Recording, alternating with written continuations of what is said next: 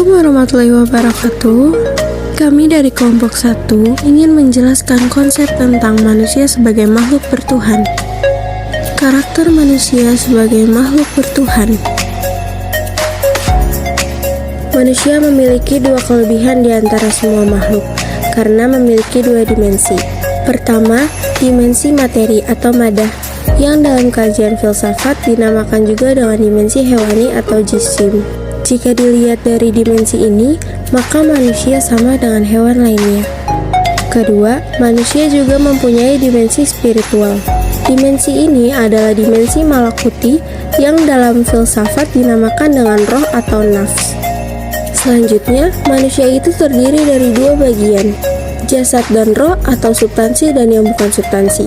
Pengertian ini diamini oleh Descartes yang menyatakan bahwa manusia terdiri dari tubuh atau body dan jiwa atau soul. Manusia adalah hasil kombinasi ruh dan jasad.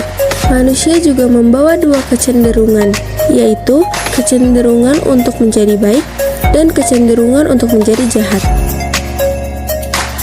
Implikasi kebertuhanan terhadap sikap pribadi dan sosial. Struktur kepribadian terdiri dari ID, ego, dan superego. ID berisi dorongan-dorongan, insting-insting, nafsu-nafsu yang ditimbulkan oleh rangsangan-rangsangan baik dari dalam maupun dari luar, yang pada hakikatnya mencari pemuasan-pemuasan atau pelepasan-pelepasan ketegangan, baik dalam bentuk gerak, motorik, maupun dalam bentuk gambaran pemuasan. Yang kedua, ada ego. Bertugas mengawasi dan menetapkan apakah cara-cara pemuasan itu dapat diterima sebagai suatu kenyataan, bukan hanya bayangan saja.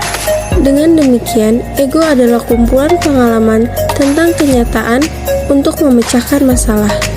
Superego adalah ukuran tentang baik buruknya pemecahan masalah tersebut. Ajaran agama atau hukum-hukum agama adalah pengalaman bagi seseorang tentang kenyataan-kenyataan yang dapat digunakan untuk meredakan ketegangan. Ajaran agama adalah ukuran-ukuran yang menetapkan batas-batas boleh tidaknya atau baik buruknya cara-cara untuk meredakan ketegangan itu. Ajaran agama sangat berpengaruh terhadap pola sikap seseorang sebagai reaksi atas rangsangan-rangsangan baik dari dalam maupun dari luar diri individu. Ajaran agama sebagai pengatur hidup dan kehidupan dalam masyarakat dengan sendirinya merupakan standar kebenaran yang harus ditaati oleh pemeluknya.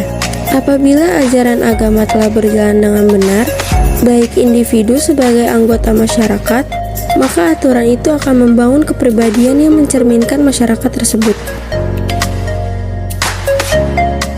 Tugas dan peran manusia sebagai hamba dan khalifah Allah.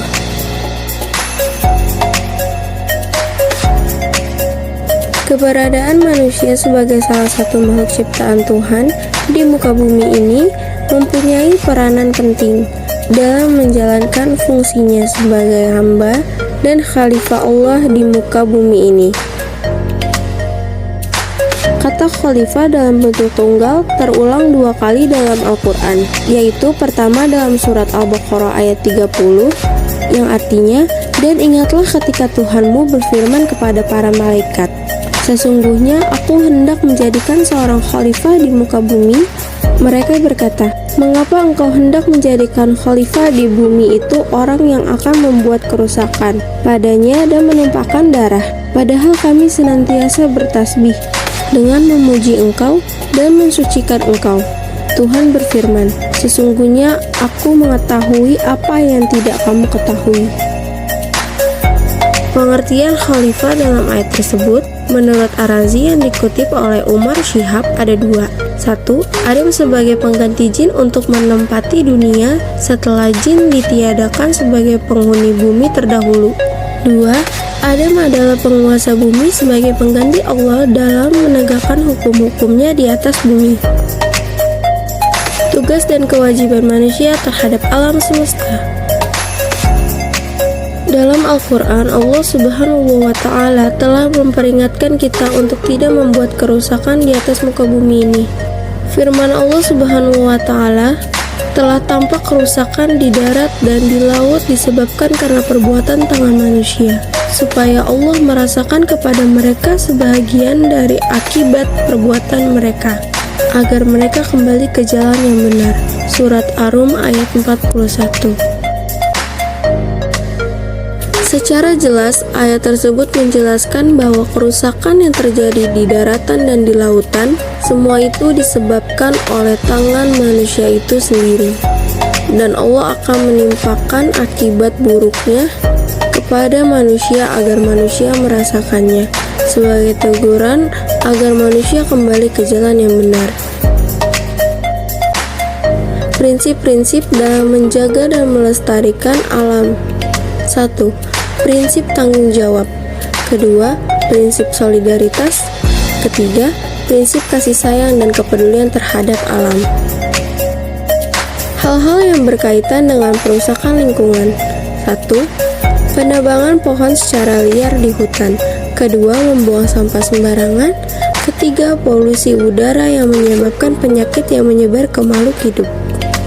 Hal-hal yang dapat dilakukan untuk melestarikan lingkungan. Pertama, air. Menggunakan air secukupnya. Yang kedua, tanah, tidak membuang sampah sembarangan. Yang ketiga, udara, melakukan penanaman kembali pohon yang ditebang. Karakter-karakter positif dalam pengembangan diri sesuai dengan profesinya.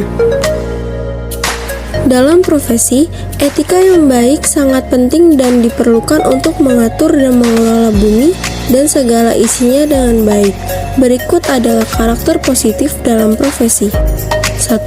Pekerjaan harus dilakukan atas dasar kesadaran dan pengetahuan penuh. Kedua, pekerjaan harus dilakukan secara profesional. Ketiga, berorientasi pada kualitas dan hasil yang baik. 4. Bekerja selalu dalam pengawasan Allah, Rasul Allah, dan manusia dalam melakukan sesuatu.